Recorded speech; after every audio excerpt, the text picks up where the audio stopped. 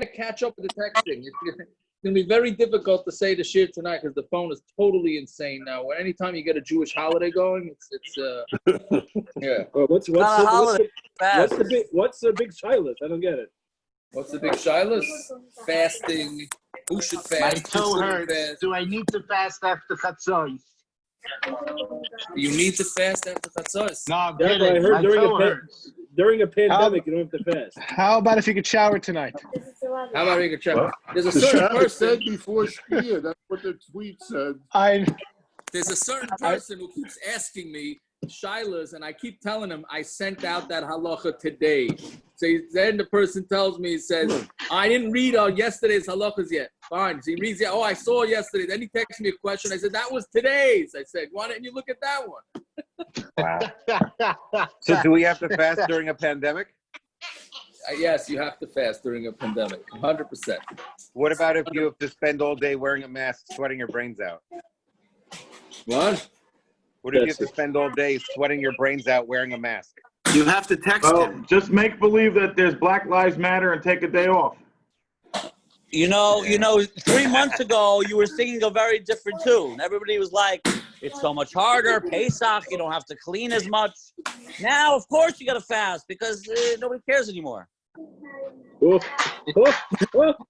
I'll save it for the Lashon Hara group. You don't have to clean your house tomorrow, okay? We'll give you a heads up. You don't have to clean your house. Yeah, tell my wife. You can start cleaning for Shabbos after you eat By tomorrow. the way, Naftali, in your case, you're probably better off cleaning your house, okay?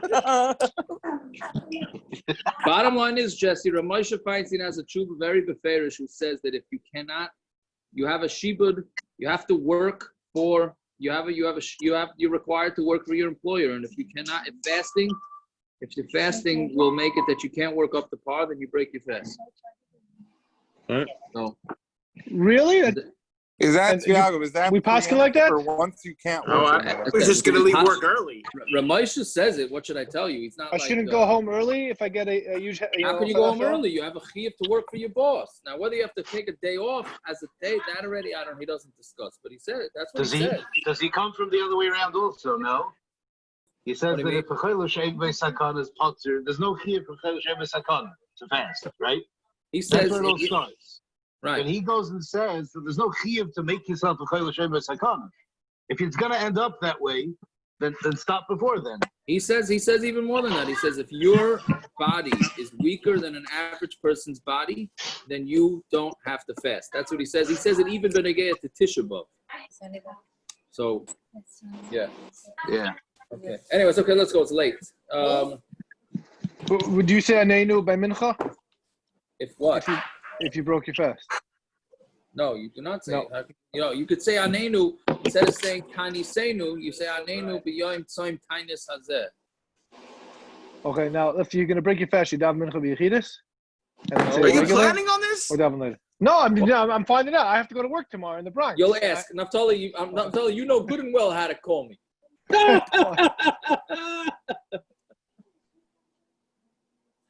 Yeah. Naftali's best question today, he's had the best question. He wants to know if he could shave, if he could take a haircut Motzei Tisha B'Av. He's ahead of the game. That's called because it's Thursday. Because it's Thursday. That's what okay. It was really Friday morning. I have to wait to Chatzais. That was the question. Somebody had to tell him like, hello, it's Shivos of Batamas tomorrow, not Tisha B'Av. We got a lot of room to go till we get there. But anyways, okay, he's a good Erlichiyah. That's the bottom line. But he has to charge his shavers, Yaakov. Yeah. I have to make an appointment at the barber. There you go. Okay. Where are we at now? So Daf Kuf Chav Gimel. So just the Chazer. Okay, we're not Chazer. It's too late to Chazer, unfortunately.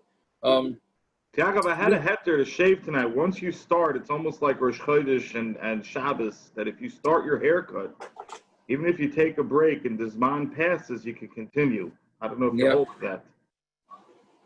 Well, you can do it because it's busha to walk around with a half-shaved face. Oh. Anyways. Okay, so we said we're 1, 2, 3, 4, 5, 6, 7, 8 lines up from the bottom. So we just got finished saying about the whole gezeras, right? That first they made a takana that everything is muksa. And then as, like Rashi said, as Klal Yisrael started getting better at Shmira Shabbos, so then they started being more lenient, right? So it's a machlokes with Rava, who was it? Rava and Abaya, right? Abaya should have figured that, right? Which is Rava and Abaya who have a machlokes of exactly what they allow, what they didn't allow. Meaning how far the Gezerah went.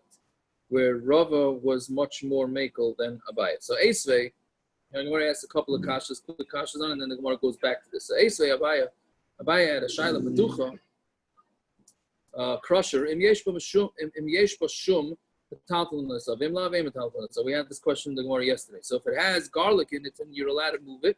If it doesn't have garlic in it, you're not allowed to move it. So you see clearly, so Meducha is a klisha melachte le'isr. It's a kli that it's normally, you can't use it for its normal use on Shabbos. So can you move it or not? So clearly it's saying you can't move it because the only reason why the Gemara is allowing you to move it is because it has garlic in it. And because of the garlic, you're allowed to move it. Right? But without the garlic, you wouldn't be able to. So that's talking about you're only moving it from the sun to the shade. That's a code word. You're moving it not for your own need. You're moving it for the need of the crusher. Right? There's a better word than crusher. Because basically it's sitting in the sun, it's going to melt or get destroyed. So you're moving it for its own sake. You don't need it at all. So that's not allowed. If it's a klisha melachti lista, that is not allowed. Okay? So Esvei, B'shavin Shim Kotzav ala Basar Shasal Utalta, the same type of kasha. They both agree that if you cut meat on top of this meat, what do you call it? Cutting board, then it's also to take it. So then the same question, right? Mashma that meat itself you cannot move. So that's talking about when you move it from the sun to the shade. So again, just the chazer. The way we paskin is that a kli shemalachta le'isr can be moved l'tzara gufay and l'tzara mekami, meaning if you need it for whatever reason, let's say its thing is muksa and you need it to hold open the door, no problem. Let's say you left it on your dining room table and you don't really need the muksa thing, but you need it off the table, so then that's also allowed to be moved. You're not allowed to move it for its own sake. All right, so let's say it's sitting in the corner of a room and it starts raining on there or something, or kids are going to come destroy it. That to move it for that reason, that we, according to all opinions, you are not allowed to move it. And that's basically the way we pass it. Okay, so Amar Rab Chanina, B'mei Nechemia ben Chakaloi, Nishnas Mishnazu. Right? That's Nechemia, Ezra and Nechemia, right? Nishnas Mishnazu, this mission was taught.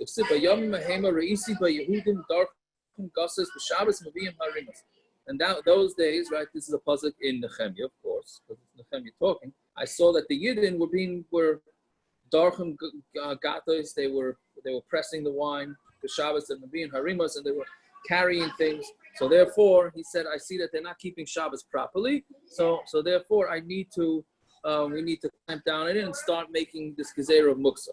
Somer of Elazar, Konin umaklas glustra umaducha kulim koydem hataras kelim nishnu. The Mishnayos of Konin, which means poles, maklois is sticks, glustra is what's a glustra again? How do you touch a glustra? A piece of wood that you stick into a knob, right?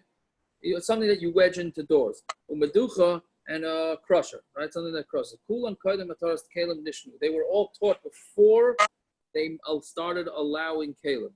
And that's why the Mishnahs call them muksa, but really they're no longer muksa. Konin, what are we talking about? It says that the art school has a picture of this, right? Anybody have an art school there? Art school has a picture of this. Somebody send it out or hold it up or something for those that need it. It's I'm gonna hold it up. I have it. It's the lechem upon him. You hold sideways, Naftali. Now it's backwards. Nope, one more.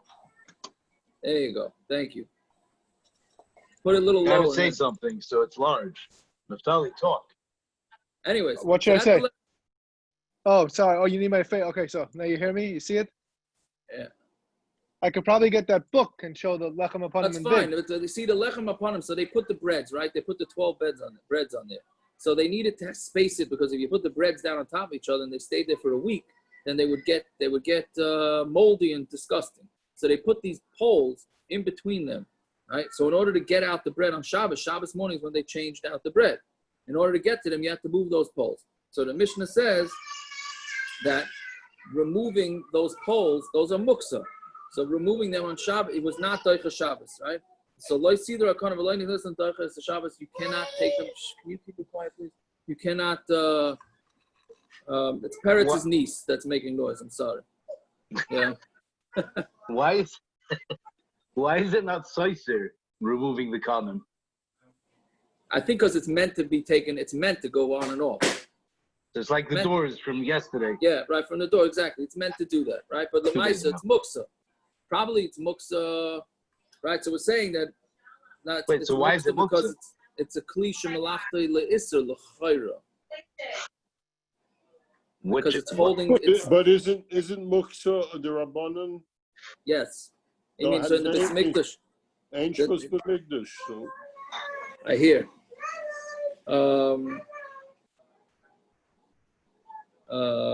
What do you do? It's Tice's question. It's Tice's question. What? It's Tice's question. Was it Tice's question? I thought it is Tice's question. Like Siddur Kanim, Apagav Dein Shvus B'Mikdash. Oh yeah. He says it's not true. Yes, good. Thank you. I was looking in the Rashi for it, but yeah. So it's not really a. It's not really a shvus. What? It's not really a shvus though. I mean, I guess it is a shvus. But anyways, okay. So Tice says that not all shvusim were in the mikdash, right? But, we're not in the mikdash. Not all, meaning not all shvusim that they not keep in the mikdash, right? Yeah. So, but the story is like this. So what they did is they took the poles out from the in between the breads on Friday. So if they the breads all sat on each other for one day, it was not so bad. So they had to take it out on Friday. So either way, so we're saying this was all taught, this Mishnah was taught before we started allowing muksa. Once we started allowing muksa, then this Mishnah is not negeya, and you could move it. Right? That's one. Maklos, the Tanan, maklos, dak, and chalok. And maklos means sticks. So they had these maklos, dak, and chalok, and smooth, thin sticks, hayusham. They had, this is when Pesach, they had to very quickly, there's a lot of people doing the Korban Pesach. So they had to quickly, remove the skin. So basically what they did is they had these long sticks, and you would put it on your shoulder and on your friend's shoulder, right? Sort of like the way they carried the grapes, right? They put a pole in between, and then they would hang the animal on it. They would hang the animal on it, and they would cut it. Rabbi Elazar says, when Erev Pesach fell out on Shabbos, so now these poles are muksa. So now how do you do it? So maniach yada al kasef chaveiroi, v'yad chaveiroi al seifoi. Right? Everybody puts their hands on each other, one on one shoulder and one on the other, and then they v'toilu mafshit, and then they take it, and then they cut it. Yeah. Didn't we have a machlokes about the hafshit on an Erev Pesach Shabbos? Yes, we did. So only we're talking about only the minimum amount. I mean, that's a machlokes. How much? Yeah, very good, right? So I'm assuming that machlokes is how much you do here. It also applies here. Very good. Yeah, glustera. What's a glustera? A glustera is like a knob. That's not nagar. A nagar is a carpenter. Sheyesh b'roishay glustera that it has on the. Well, nagar is a carpenter, but it means if it has a knob at the end. Rabbi Yeshua Aimer Shamtim and the Pesach Zev Atayla b'Chaveira b'Shabbos. You can remove it from one door and hang it on another door on Shabbos. It's like, meaning you're only, again, Rabbi Yeshua is only saying it to take it off one door and put it onto another door. Right? You're allowed to carry it in the chutzah, meaning Rabbi Yeshua is saying it has to stay, it's attached to the door. Right? It's like sort of attached to the door with a string. Yeah? So then you're allowed to, as long as it's still attached, then you're allowed to drag it or whatever it is. You're allowed to drag it and do it. It doesn't mean that it's attached, because obviously then why you go into a different door, right? You're allowed to only drag it and carry it in a different way and then put it into another door. So Yaakov, they had the idea of tiltum and asad already? Is this tiltum and asad? So there was an idea of tiltum, meaning even koydem the heter, there was an Indian of tiltum and asad mutter. Yes, yeah, that's what it seems from this Gemara, right? Yeah, you're right. That's a good point. Yeah. Well, they had. I mean, back then the muksa was real. I mean, you're saying because back then they were so machmir, maybe they wouldn't be. Right. That's what I'm saying. Like all of a sudden they still had an Indian of tilting aside mutter. I hear. Yeah. Yeah, that's what you have to learn from this. Very good. So Reb Tarfon, the way I was taught. Yeah. The way I was taught, the tiltul min atzad and muktzah b'kalachar yad were built into the gezeira of muktzah. The initial gezeira. Like the mashal tomorrow, Tainis, Chaylish Ein Sakana, there is no chiyuv to fast. It's not that he's potter. There is a fast, but he's potter. It was built into the chiyuv drabana, the fasting, that it doesn't apply. So you're going. I think part of the kasha is that they were so machmir. They said only 3 kalim are mutter. You wouldn't think tiltum asad necessarily would be part of that built-in gzeira. They mamish went to such an extreme. Yeah, but they knew the life would be impossible if you can't move anything. They made it almost impossible. That was part of the problem. The point was not to make it impossible. The point was to make kavod Shabbos. So there's a point to that. But if you built in tiltul min atzad, so you have it in mind, there's a kavod Shabbos, but you need to move it clear. Fine. Right. Okay, good. It's muchach from this that it's happened. It happened initially. Very good. Reb Tarfon Omer, that's Reb Tarfon, yeah. And meducha hadamar, and meducha is like we said that you're allowed to move a meducha only if it has the shum in it. So what we're saying is that all these 4 mishnayos were taught before they backtracked on the gezeira, because once they backtracked on the gezeira, then all these 4 cases would become mutter. Amar Rabbi, how do you know? What? What's pshat in Reb Tarfon? Arei v'chala kalim umitaltul b'chatzer? Yeah. Only in a chatzah. But it's muktzah. How does that help? The isser of muktzah doesn't make a difference where it's carried. No, he held it's not muktzah. What, he holds like Reb Shimon? I don't know if he holds like Reb Shimon bichlal about muktzah, or he holds by this specific thing that it's not muktzah. Right? Taisa says it's compared to Ke'en Kaisis Sagaris, which is mutter even Kaidim the Gzeira. Yeah, no, but I think even with the Gzeira, it's meant to be moved. He held it's meant to be moved. That's the pashtus. No, Taisa says mamish it falls. Yeah. What are you saying? Taisa says it falls into the category of Kaisis, which was mutter always. Yeah, that's what it is. Yeah, that's the pashtus. That's what it is. Anyway, so Amar Rabba Mimai, how do you know? Right? Maybe these things were all taught after, once they started being made. Right? So why would you be able to move the poles from the lechem aponim? Right? Because the bread is going to get decayed. Between Friday afternoon, right before Shabbos, and Shabbos morning, it's not going to really get decayed. So why not do it before? Maklois efshek Rebbe Elazar. Maklois is maybe you could do like Rebbe Elazar. Meaning, why shouldn't you put it on your friend's shoulder? Meaning, why do you have to do muktzah if you don't have to? That's basically what he's saying. Glustera, because Rabbi Yanai, the glustera, the knob is like Rabbi Yanai. Don't Rabbi Yanai, but chatzah sheinu whatever saskina. We're talking about a chatzah that doesn't have an eruv, so therefore you can't just carry it around at will. But no, in the doorway is like toward the inside, but the bottom, and you're allowed to carry things that are from the houses in the chutzah. And inside the doorway is like the outside. And you could carry things from the chutzah, things that are in a chutzah already. You're allowed to be carried in a chutzah, even if there's no eruv. Right? Meducha Reb Nechemia, and Meducha is going to be Reb Nechemia, who says you can only move things for. It can only be moved for the exact reason that it's necessary for, and that's it. So therefore, you can only move a crusher in order to use things to be crushed. Okay, so therefore, we don't have necessarily a proof that these 4 mishnayos were taught before they relaxed the gezeira of muktzah. Okay, Zog the Mishnah. All utensils can be taken whether you need to take them or whether you don't need to take them. And that's going to be very interesting machlokes, and sort of a continuation of what we learned in Amar Beis of what exactly means l'tzarech and shalei l'tzarech. When Nechemia Omer ain't nitlan el l'tzarech. When Nechemia disagrees, obviously he's very machmir on muktzah, and he says you can only take kalim for necessities, and that's it. Now, obviously, yeah. So it's what we always talk about from the Navi Nehemiah and the Right. Yes. and this is Ravner. Correct. Yes. The Navi's Xeris. And the last time I mentioned is Necharim Nehemiah. 100%. You can't make it up, right? You can't make it up. What Rav Aaron is saying, I'm used to having it because blanking out, so the Oilam doesn't cop what he's saying, but we talk each other's language a little bit, so I cop what he's saying. But it's interesting that Nehemiah is the one that made the Gzeira Muksa, and Reb Nehemiah is the one who is the most machmir on Muksa. Right? Well, it's a good way to remember at least who's the one that's machmir. Yeah. Okay, so Zogdin more my letzarich, my shaloi letzarich. What does it mean letzarich? What does it mean shaloi letzarich? Amar Rabba, letzarich is davar shemalachti leheter, right? Letzarich means something that's malachti leheter. Like, again, we don't want to use the forks and knives, but let's use it for simplicity's sake. A fork, a knife, the malacha you do with a fork and knife is mutter, right? You use it to eat, a spoon.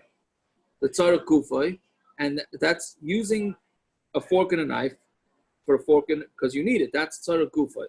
Shaloi letzarich, so that's the tzarich. What's using something shaloi letzarich? Davar shemalachti leheter letzarich mekoymai. Let's say the fork and the knife, you don't want it on the table anymore, right? But you don't need the fork and the knife. You just need you don't just want the table clear. That's called moving it letzarich mekoymai. The davar shemalachti leisser letzarich gufay in letzarich mekoymai loy. And something is kalisha malachti leisser, like we said yesterday. Let's say use a hammer as an example. If you need the hammer to open something up, to open up some nuts, whatever it is, in the tzarech mekayma loy, but to use it for its place, if the hammer's on the table, that you cannot use. Okay, again, so the tzarech, according to Rabbah, right, and some say that the gear says abaya, but according to Rabbah, is that tzarech is considered davar shemalachti leheter. You can use it for if you need the fork and the knife to eat with. Tzarech mekayma is that you don't need the fork and the knife to eat with, you just need the space where the fork and the knife is. So that's fine, you can move both of them. Something, and if it's a kli shemalachti leisser, if you need the kli, the hammer, to break open some nuts, that's fine. But for its place, then not. Basar Reb Nechemiah l'meimar, Reb Nechemiah comes to say, even something that's malachti leheter, you can only move for if you need it.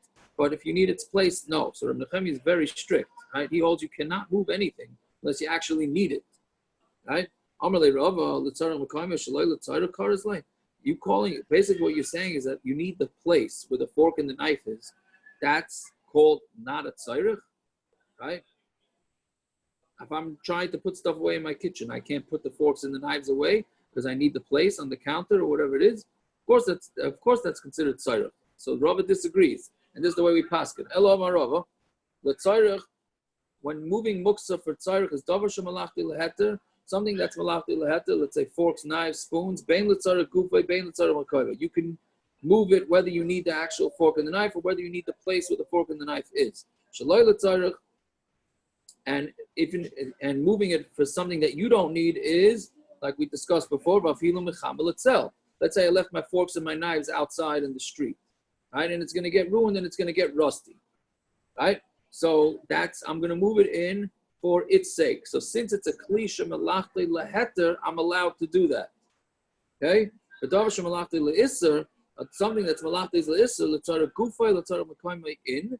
You're allowed to move it for let's say the hammer. If you need the hammer, you can move it. If you need the place where the hammer is, you can move it. Mechamel itself, but from the shade, from the sun to the shade, you're not allowed to use it. Okay, this is the way we pass it. Like we mentioned it before. Again, so if you left your, let's use an iPhone for example. So let's say we're assuming that an iPhone's a kli shemalachti leisser. You left it outside.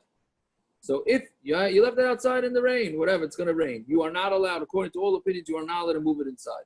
But let's say you need the iPhone to as an alarm clock, then you'd be able to move it on Shabbos. Right? And let's say that you left the iPhone on the dining room table and you're going to move it before the meal, that you would also be able to, right? Again, assuming, like we discussed yesterday, assuming that you don't treat the phone with a big chashivas, because if you do, then it's a different type of muksa and you won't have these hatera. which we'll get to in a minute. Coming in, and Nechemia comes and he's machmer, and he says even something that's malachti leheter, you're allowed to move it if you need it, and if you need its place, but not from the sun to the shade. Fine. Yosef Rav Safra Rav Acha Bar Huna Bar Huna Bar Chanina Yosef Karni L'Rabba Aliba de Reb Nechemia Hani Kares Hefi Metatalina. Okay, so now they say a very simple question. According to Reb Nechemia, how do I take plates? Right? I'm finished eating with my plate. Right? So how do I carry it in? So Amar Lahu Rav Safra Mididava Graf Shorei. You're right. With the plate is considered disgusting. Since it's disgusting, like we discussed a couple of days ago, anything that's disgusting, you're allowed to move. Even though it's muksa, you're allowed to move. That's why you're allowed to take out garbage on Shabbos. That's why you're allowed to, if you're eating pistachio nuts or peanuts on the table, right? You put it on the table. Those nuts are muksa, right? Not, I mean, after you eat them, the shells are muksa. What about a pistachio bowl that has a special section you put the shells? Still would be muksa. Still would be muksa, but you're allowed to remove it because it's disgusting. The bowl would be muksa? Who? The bowl would become muksa? Not the bowl, but the bowl might become muksa because of the shells. How does it become a busses on Shabbos? But besides that, it still has good ones. When did it? Well, I don't. What is it? The it's meant specifically for shells, or it has both? No, it's a two-section bowl. The bowl. Oh, you mean it has the pistachios in it, and then you put the. It's like the bowl for the then pistachios is a circle, and the part underneath it is usually a triangle, and you have openings that you can put the that shells would be when you're okay. done. No, then that would be okay because it's a busses of double hectare because the pistachios are worth more than the nuts. Rabban, what do you want to say? I just saw if plates that are very clean that you used to eat, then you can't take them off the table. According to Reb Nechemia, you would not be able to unless you're disgusted by it. Yes. So Bachram cannot. Right, you guys, right. The guys cleaned it yes, up good. according I mean, to men, Bachram and most men also. Correct, most men, 100%. But we don't paskin like Reb Nechemia. Again, this is again in Reb Nechemia. We don't paskin like him, but I'm sure many Bachram will paskin like him.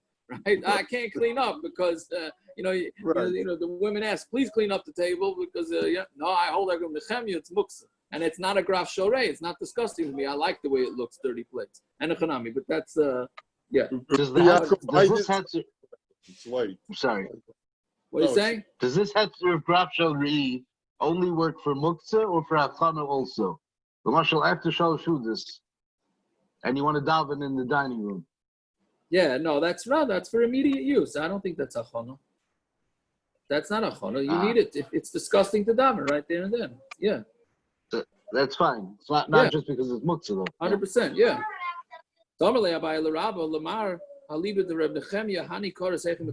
Same question. I'm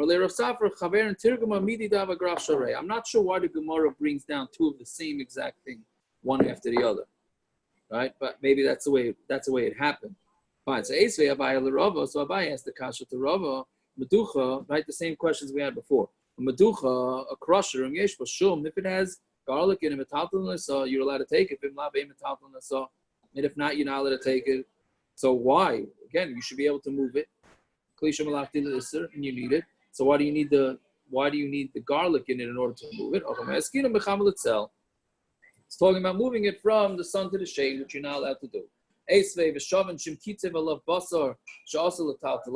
Same question. If you put meat on the cutting board, then it's usher to take it. That's also because it's talking about moving it from the sun to the shade. So that's for its sake. So you're not allowed to do it. But bakas, you're not allowed to lean a kedera. On a bakas, on a piece of wood, right? Right? And the same thing with a door. You can't use a piece of wood as a doorstop. A piece of wood on Yom Tif is malachti leheter. Why? Because you're allowed to burn wood on Yom Tif. You're allowed to make a fire on Yom Tif. So it's malachti leheter. So why can't you move it for any reason? So it must be that a malachti leheter is whether you need it for its own sake or for its place, it's asr. So one answers Hasam, my time, keeping the B'Shabbos, Davar Shemalachti L'Isser, who Gzeri Yom Tov Shabbos. No. On Shabbos, a piece of wood is also it's muksa because you can't do anything with a piece of wood on Shabbos. You're not allowed to make a fire on Shabbos. On Yom Tov, you're allowed to make a fire, so it's not muksa. So we say we're trying to equate Yom Tov and Shabbos, and therefore, since it's going to be muksa on Shabbos, it's going to be muksa on Yom Tov too. That's why you can't move it as a doorstop. The time Shabbos gufei tishteri, and if you're going to say on Shabbos itself, it should be mutter. Why don't you be mutter on Shabbos too? We just got finished saying that if you need something as a doorstop, or you need it for anything, so then you could move it on Shabbos. So here, how come here we're saying that you can't take a piece of wood and hold and use it as a doorstop? Now, this is an important rule right here. That's only if it has a Torah's kli on it. When it doesn't have a Torah's kli on it, then you can't. The most common example of this is a rock, right? A rock is muksa, correct? Let's say I need to hold open my door. Can I go outside and take a rock and hold open my door? Right? A hammer, yes. A hammer, without a doubt, I could take it to hold open the door. Can I use a rock? The answer is no, because a rock is not a kli. It has to have a din kli. In order to be able to take something that's muksa and use it for an unintended use, it has to be under the category of a utensil. A hammer is a utensil, a pliers is a utensil, but a rock is not a utensil. So therefore, you can't get confused and say, oh, muksa I'm allowed to use, I'm allowed to move muksa if I need it. Right? A rock somebody could sit on. What are you saying? A rock somebody could sit on. Yeah, but it's still not a kli. It's not a kli. What about a brick? A brick is also not a kli. We're going to discuss it. We're going to discuss the sitting on and the brick. We'll get to it. The Gemara is going to discuss it. Yeah? A broken hammer. A broken hammer and a chanami. That's a good point. Hold right. the door open. Right. A broken hammer. Yeah, you're right. It's not a l'chayra loses its. Yeah, that's a good point. The l'chayra loses the status of a kli. You will not be able to move it. Right. So then Gemara says, "Umikas rinon." Do they make a gzeira vatnan? Meaning, do we make a gzeira for Shabbos because of Yom Tov? Right. Shabbos from Shabbos to Yom Tov. But meaning, do we make a gzeira that if it's muksa of Shabbos, maybe it's muksa of Yom Tov? But not mashilin peiros derech haruba b'Yom Tov. You're allowed to lower fruit through a skylight on Yom Tov, avaloi b'Shabbos, but not on Shabbos. Right? What are you doing this for? To save it. Right? It's going to start raining, and you have drying fruit on the roof, and it's going to start raining, and it's going to get ruined. So you're allowed to lower it through the sunroof. Right? So are you allowed to do it on Yom Tov but not on Shabbos? So you see, we don't equate Shabbos and Yom Tov because we're allowing it on Yom Tov, not on Shabbos. So Gemara says, do we not make a gzeira of Shabbos and Yom Tov? But now we have a Mishnah. Ein ben Yom Tov Shabbos ela oichel nefesh b'vad. There's no difference between Shabbos and oichel nefesh. Shabbos and Yom Tov only eating, meaning Shabbos you're not allowed to make food. Yom Tov you are allowed to make food. Other than that, they're exactly the same. So now we have a stira in Mishnayos. One Mishnah seems to say that Shabbos and Yom Tov are always equal. Another Mishnah says no, they're not necessarily equal. So Rav Yosef like Kasha. But Yaakov, this Gemara is talking about burning wood, which is l'oichel nefesh. It's gzeira in regards to burning wood. So there is a difference. What are you saying? The Gemara says, the Gemara is right that from Ein Bein Yom Tov Shabbos is oichel nefesh b'vad. However, normally there is such thing as we make such a gzeira on Yom Tov. What does that mean? Yom Tov, the whole Indian of burning this wood and not making gzeira is because it's right. The shaila is to make that wood into muksa. Right, but there's into muksa. So even though you can use it, but we should still make it. We should still consider. No, you can still burn wood on Yom Tov for burning wood's sake, but it's muksa, and you wouldn't be able, just like on Shabbos, you wouldn't be able to move it for an unintended reason. So too with the on Yom Tov. Just like Shabbos, you wouldn't be able to say Yom Tov also not. Anyway, some Rabbi Yosef like Kasha, or Rabbi Eliezer, or Rabbi Shua. One's Rabbi Eliezer, one's Rabbi Shua. The Tanya, Oisei Vespenoi. This should be a familiar Gemara. It's only from how long ago? How long ago I don't even remember when we had this. Okay. Oisei Vespenoi, right? If remember, it's an Isser to Shecht, a mother and a son, or a mother and a daughter, two animals on the same day. So I say if they both fell into a bar, you're allowed to bring up the first animal on the condition that you're going to shecht it and then shecht it. And the second one, you do parnasa in its place, meaning you feed it. in order that it shouldn't die. You bring up the first one on the condition to shecht it, and then you don't shecht it. What's that? It's rubbed down in mind. What's the next word? Umarim, and you make a haram or you make a trick. And then you bring up the second one because then you decide to shecht that. Meaning you bring up the first one, say you're going to shecht it, and then you change your mind. Then you bring up the second one, and then you can decide whichever one you want to shecht. So that's a trick, right? And then you shecht whichever one you want. So therefore we're saying that one of them, right? Rabbi Elazar says you're not allowed to do this, and Rabbi Yeshua says you are allowed to do this. Yeah. So the Gemara says. So I'm saying, what does this have to do with lowering the fruits? Because the Manda Omer that Rabbi Yeshua allows you to do trickery, that's in order to save your animals on Shabbos, on Yom Tov, so he would allow you to lower the fruit. But Rabbi Yeshua says you can't do Rabbi Elazar says you can't do the trickery, he would hold that you can't lower the fruit, and that would be the answer. So when it says, maybe the only reason why Rabbi Elazar says this, that you can't pull up both animals on Yom Tov, is because you have the ability to feed that animal in the hole. So why should he allow you to bring up both animals? But where you can't do parnasa, like by keeping dried fruits on the roof because they're going to get destroyed. So maybe Rabbi Elazar would agree. Right,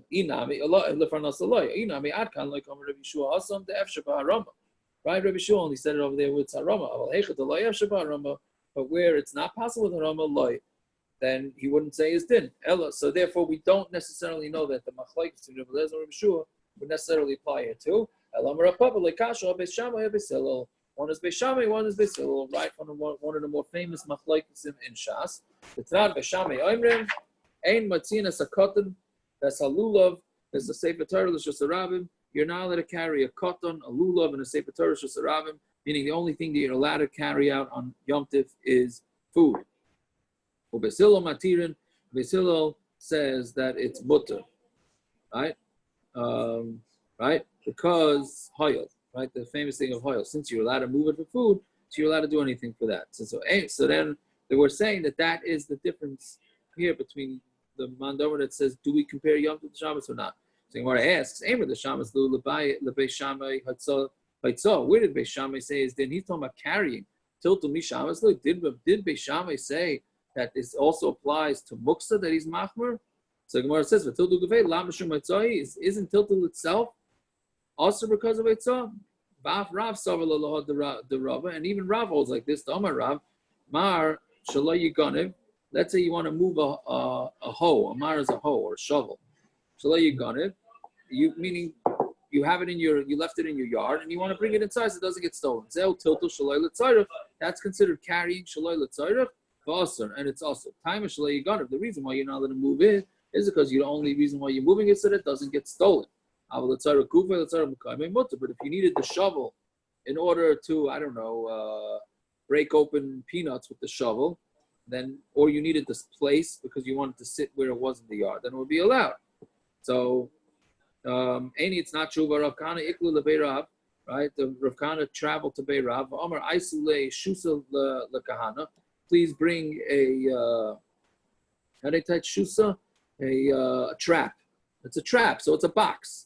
Please bring a box to Kahana, Leisevelet, to sit on it. Now, why did he say to bring it to Rav Kahana? He said Kahana to sit on it. Lav lememer the davar shemalach l'islam tzara kufa in l'tzara kameloi. The reason why he told him to move the trap is not because he needed the place. Telling him to move the trap because he needed to sit on it. Mashma, that if you only needed to move the trap because you needed the spot, then you wouldn't be able to. Right? So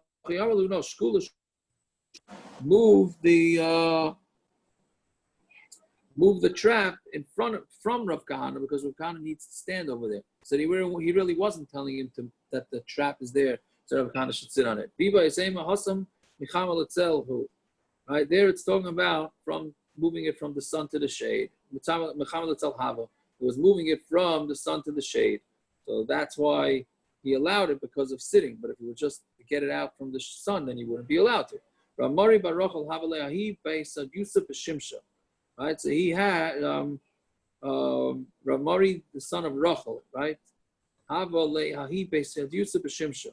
So it was, how did they touch this? Forgot already. Felt. It's like felt, it was pillows, right? Like pillows, but they were mutter. They're mutter to move. Nothing else about them, right? Pillows, like any pillow in your house. I mean, these are fancy ones, right? Made out of felt. Basically, Yusuf b'shimsha, they were sitting in the sun. So he's afraid that they're going to get ruined. Also, look, I made the Rava. He came in front of Rava. Amrale ma'alatutulinu. What is the deal? Can I move these pillows? Amrale shari. He said to him, it's mutter. So he says to him, you got to love these type of people. We have these type of people that ask shaylas. You give them a heter, and they say, but I want to be mach. So you go. So he tells him, Amrale shari. He tells him it's mutter. It's liachrina, but I have others, meaning it's not a big deal. These get ruined. So he says, chazul archin. No, you need it for guests. Okay, he still went after him for a chumrah. Isli nami l'archim. I already have enough pillows for the archim. Amrale galisa daituch. You're obviously showing in your das the karabah svirale. You hold like Rabba or Abaya, whichever one you have to be gairis, right? And therefore he holds that klisha malachti laheta, which a pillow is, right? It's mutter. To move it in from the sun to the shade is not allowed. L'kuli amashari li'yadach aser. So the whole world is mutter. You who want to be machmer and go like Rabba, then you're not allowed to move in the pillows. Amar Rabbi Abba, Amar Rabbi Pia Barashi, Amar Rav, Mechvade Shal Milsa, what the L'taltal and V'Shabbos, how do you call it? Not shovel, brooms. Brooms made out of soft things. It's mutter to take it on Shabbos. Abel Shatimra Loi, but it's made out of date branches. That you're not allowed to do, right? Because back then they had dirt floors. Right? So to use something soft, that's not going to make any smoothing out the dirt. So it'd be allowed to use it on Shabbos. But if it had palm branches, then that might actually do some smoothing. So you're not allowed to. Rabbi Elazar Omer, Afshal Timra, even Shal Timra. So but my asking, what are we talking about? If it's talking about moving these brooms because you need the actual broom to sweep something, or you need the place where it is, would Rav say that a timra you're not allowed to do? Or Rav Karava Sirili, Rav holds like Rava, who holds that you're allowed to move muksa if you need it or you need the place. So that can't be talking about Gufa and Mekame. Ela Mecham must be talking about that you move these brooms from the sun to the shade. So Bahal Lema Rebbe Lazar Ashal Timra, would Rebbe Lazar say that even a timra would be mutter? So the Gemara says, no, really, we're talking about moving it from the sun to the shade. So then how does Rebbe Lazar allowing it? Instead of Rebbe Lazar Omer, it's V'chein Omer Rebbe Lazar. Rebbe Lazar says the same din, right? That a timra, a broom made out of date leaves is gonna be muksa. Fine. So the Mishnah, Kol HaKelim, let's say, any keli that you're allowed to take on Shabbos, if it gets broken, you're allowed to take it. You're allowed to move it with the kli on Shabbos. So as long as it's able to do any sort of malacha with the broken pieces, right? Shivrei areva. What are you going to do with a bowl, a broken piece of bowl? You can use it to cover over the mouth of a barrel. Shivrei schuchas. What are you going to do with broken glass pieces? Also, you're going to use it to as a cover for some sort of utensil. You have to be able to use it something similar to the original way that the utensil was made for. Not for, meaning the Tanakama holds as long as you could use it for something, then it's not muksa. Rabbi Yehuda says no, it has to be used for something that is similar to its original use. Shivrei areva lotzuk l'seichon mikveh. You need to use broken pieces of a kneading bowl in order that you'd be able to put a little bit of food into them. That's similar to the original malacha. And glass, you'd be able to pour oil into it, meaning the broken pieces, you have to be able to hold a little bit of oil. So like this, it's doing something similar to the original use. So talking about this machlokes is if these things became broken on Erev Shabbos. The Mar Savar Mein Malacha Malachton in Mein Malacha Cheres Loy. That one, the first Mandomer holds it has to be done. The second Mandomer says it has to be done with the exact, not the exact, but a similar use then it's allowed. But if it only can be done with a different use, then it doesn't work. Even if it could be used for a different malacha, as long as there's some use that you could find. But if the kli got broken on Shabbos, and everybody holds it's mutter, mutter, since they're considered prepared because of their fathers, so then it's mutter. Meaning, what does it mean prepared on their fathers? Meaning, because Friday night you wanted to use this utensil, right? And it was not muksa. Then all of a sudden it broke. So since it broke on Shabbos, since the actual utensil was not broken on beginning of Shabbos and it's mutter, so its broken pieces are too. So you're allowed to light up a fire on Yom Tov with kalim, but you're not allowed to make a fire with broken kalim.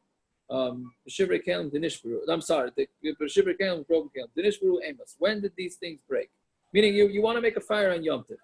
Can you make a fire with broken utensils or not? So with utensils itself, you are allowed to, because they're not muksa, right? I have a cup. I have a paper cup on Yom Tov. I decide I want to throw it into the fire to help make the fire. No big deal. It's not muksa. I was using the paper cup. But let's say I have a broken paper cup that I wasn't going to use for anything. So what can I not? So we're saying that the whole cup, yes. Broken piece, you can't. So the nishvaremus, when did it break? If it broke Erev Yom Tov, that's regular wood. So why can't you use it? It must be a broke on Yom Tov. So you see that you are allowed to use. You're not allowed to use broken kalim even if it broke on Yom Tov. This is what he means to say. The whole machlek is in our Mishnah. This is whether if it broke on Shabbos, the Marsavar Muchan, who one holds that it's considered prepared, so therefore it's not muksa. The other one holds that it's a new entity, and therefore you're not allowed to use it. Right? Any new entity on Shabbos, you're not allowed to use. Of Shabbos, if it broke in Shabbos, since it was prepared for malachim from that day. Right? So now the Gemara continues. We have one Mishnah, that one brisa that says you're allowed to use entire utensils to burn on Yom Tov, and you can't use broken kalim. But we have a different brisa that says the same way you can use kalim, you can also use broken kalim. And then a third brisa, and you can't use either one. So one answer is Harav Yehuda, who holds a muksa, Harav Shimon, one someone Harav Shimon who doesn't hold a muksa, Harav Nechemia, and one is Rav Nechemia who doesn't hold it at all. Okay, I guess we'll stop there. I'm sorry we went a little faster at the end. Kedar Kenu. What's your plan for tomorrow night? Oh, I don't know. I totally forgot. What are we doing tomorrow night? So what Mincha we're going to do 7:30. Oh, Mincha 7:30. Land doesn't end till 9. I would say 9:17. Right. What time is the Can we do Myra by you and then do the daf like half an hour later? 20 minutes later, eat something? Maybe that means we're not starting the daf till 10 o'clock. Maybe 8:40. I would say to do it 45 minutes before the end of the fast. That's what I would say. Before. No? That's 8:30. Might be a little tough to concentrate, but it would be around, I don't know, what time are the Myrivs? 9:20. Honor Kaplan, what time is Myriv in your shul? Aaron's long gone, man. He's long He gone. went off. 9:20. 9:20 is Myriv? Oh, 9 o'clock's Myriv, and 9:20 the fast is over. Right? Okay.